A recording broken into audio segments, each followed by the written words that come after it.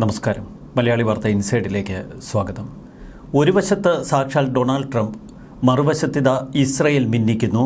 വല്ലാത്ത അവസ്ഥയിലാണ് ഇറാൻ. ഗാസയിലും ലെബനനിലും സിറിയയിലും ഒരേ സമയം പോർമുഖം തുറന്ന് അതിശക്തമായ ആക്രമണങ്ങളാണ് ഇസ്രയേൽ നടത്തുന്നത്. അതും സമാനതകളില്ലാത്ത തരത്തിൽ. ലെബനനിലെ ആക്രമണത്തിൽ ഇന്നലെ 12 പേർ കൊല്ലപ്പെട്ടിരുന്നു.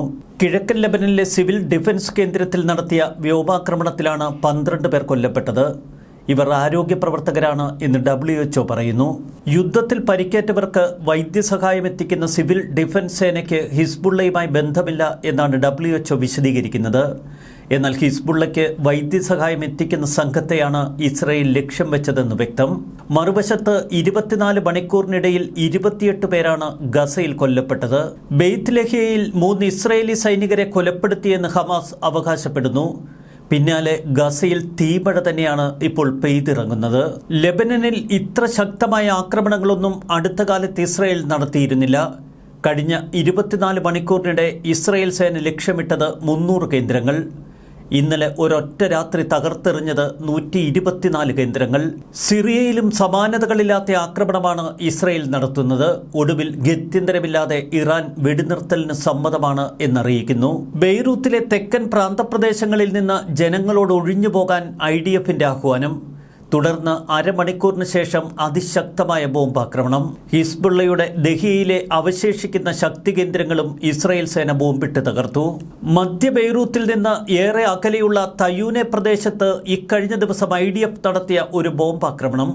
അതിൻ്റെ ദൃശ്യങ്ങൾ അക്ഷരാർത്ഥത്തിൽ ലോകത്തെ നടുക്കുന്നതാണ്. 11 നിലകളുള്ള ഒരു വലിയ കെട്ടിടം.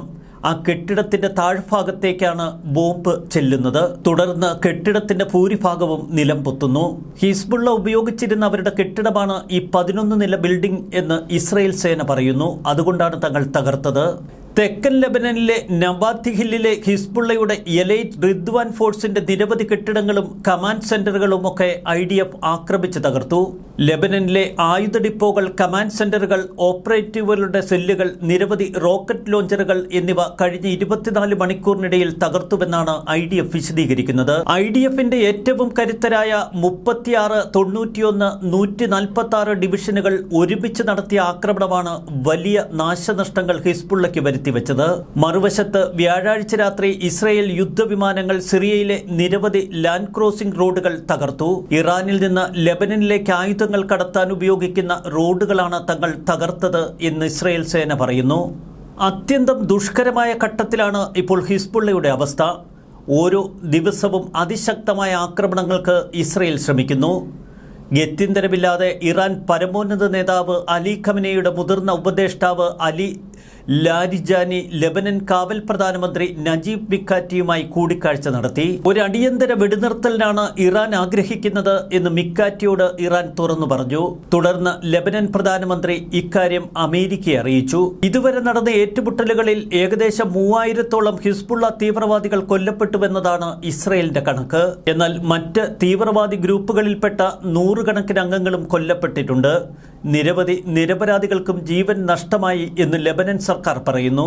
യുദ്ധത്തിനിടയിൽ ഇസ്രായേൽ കൊലപ്പെടുത്തിയ 516 അംഗങ്ങളെ ഹിസ്ബുള്ള ഇതിനകം തന്നെ പട്ടികയിൽ ഉൾപ്പെടുത്തി. അവർ ഔദ്യോഗികമായി സ്ഥിരീകരിക്കുന്നത് 516 പേരുടെ മരണം. ഇതിനിടയിൽ ലെബനനിലേക്ക് പ്രവേശിക്കാനൊരുങ്ങിയ ഇറാൻ നയതന്ത്ര സംഘത്തെ ലെബനൻ സർക്കാർ തടഞ്ഞു. ഇപ്പോഴത്തെ സാഹചര്യത്തിൽ അവർക്ക് സുരക്ഷ നൽകുക പ്രയാസകരമാണ് എന്നതാണ് ലെബനന്റെ നിലപാട്. ലെബനൻ വിമാനത്താവള സുരക്ഷാ ഉദ്യോഗസ്ഥനായ brigadier general Fadi cowrie VIP ലോഞ്ചിലേക്കുള്ള എല്ലാ പ്രവേശനങ്ങളും തടഞ്ഞു. പ്രതിനിധി സംഘത്തോട് ലെബനിലേക്ക് കടക്കരുത് എന്ന് ലെബനൻ അധികൃതർ അറിയിച്ചു. ഇപ്പോഴത്തെ സാഹചര്യം അത്യന്തം അപകടകരമാണ്. ഇറാനിയൻ ദൗത്യ സംഘത്തെ ഒരുപക്ഷെ ആക്രമിക്കാനുള്ള സാധ്യത മുന്നിലുണ്ട്. ഇസ്രായേൽ സൈന്യത്തിന്റെ ആക്രമണം ഭയന്നാണ് ഇറാൻ സംഘത്തിനുള്ള അനുമതി നിഷേധിച്ചത്.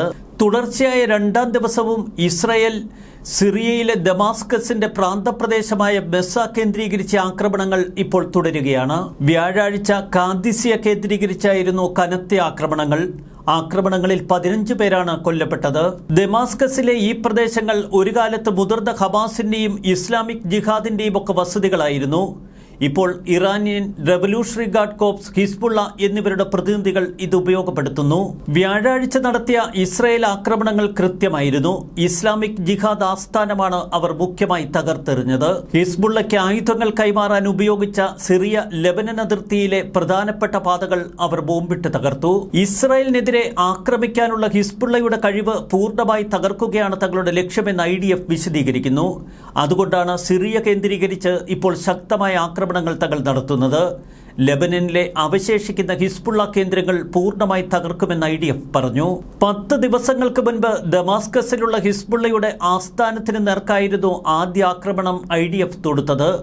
പിന്നീട് ദമാസ്കസിന്റെ പരിസര പ്രദേശങ്ങൾ കേന്ദ്രീകരിച്ച് തുടർ സ്ഫോടനങ്ങൾ. ചുരുക്കത്തിൽ ഒരു വശത്ത് ലെബനൻ കേന്ദ്രീകരിച്ച് മറുവശത്ത് സിറിയ കേന്ദ്രീകരിച്ച് ഗാസ മുനമ്പിൽ ഇപ്പോഴും തുടരുന്ന ആക്രമണ പരമ്പര. ഇസ്രയേൽ അക്ഷരാർത്ഥത്തിൽ കയറി മേയുന്ന കാഴ്ചയാണ് ലോകത്തിന് മുന്നിൽ. അതുകൊണ്ട് തന്നെ തങ്ങളുടെ പ്രോക്സികളെ ഏതുവിധേനയും രക്ഷിക്കാനുള്ള നീക്കത്തിലാണ് ഇറാനും. അടിയന്തര വെടിനിർത്തലിനായി ഇറാൻ രംഗത്തെത്തിയതിന് പിന്നിൽ ഇതുതന്നെ. ന്യൂസ് ഡെസ്ക് മലയാളി വാർത്ത ഇൻസൈഡ്.